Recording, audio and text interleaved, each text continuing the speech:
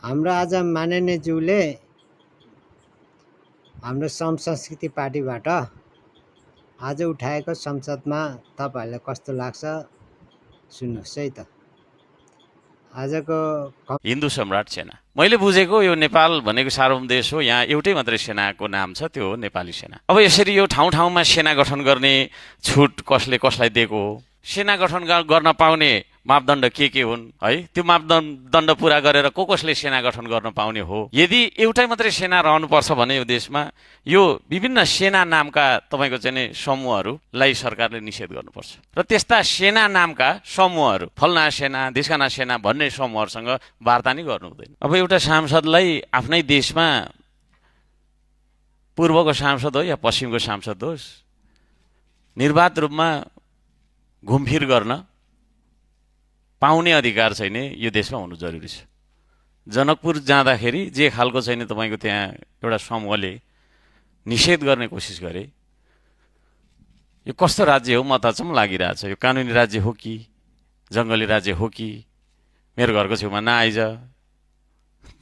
यहाँ नआइज, यो बाटो नहिन् भन्ने खालको अभिव्यक्तिहरू भइरहँदा, त्यो खालको व्यवहार भइरहँदा हैन 2083 सालको तपाईको चाहिँ के अरे श्रावण महिनाको 5 गते हामी त्यहाँनिर जनकपुर जाँदाखेरि हाम्रा श्रमदाताहरूमाथि कुटपिट पनि भएको छ एउटा अज्ञात समूहबाट।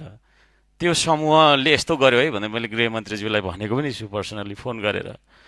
कारबाही भयो कि भएन, कारबाही हुन्छ कि हुँदैन, यो प्रश्न म गर्न चाहन्छु नेपाल सरकारलाई यो सदन मार्फत। र यो समस्या निस्क्यो, समस्या निस्किसकेपछि समस्याको समाधान गर्नका लागि चाहिँ हाम्रो गृहमन्त्रीज्यू एउटा समूहसँग बस्नुभयो वार्तामा भन्ने आयो। त्यो समूहको नाम चाहिँ सेना रहेछ, हिन्दू सम्राट सेना। मैले बुझेको यो नेपाल भनेको सार्वभौम देश हो, यहाँ एउटै मात्रै सेनाको नाम छ, त्यो हो नेपाली सेना।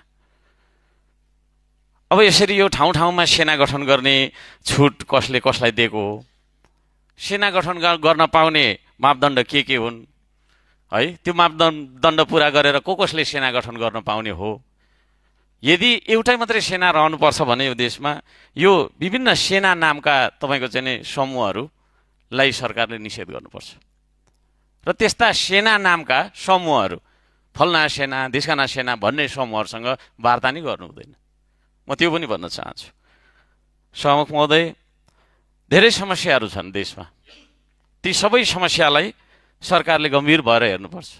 एउटा ठुलो समस्या हाम्रो सीमावर्ती क्षेत्र कोशी ब्यारेजमा रहेको छ, त्यो 56वटा ढोका त्यहाँ छ अरे भन्ने सुनेको छ हामीले। बर्खा मासमा बाढी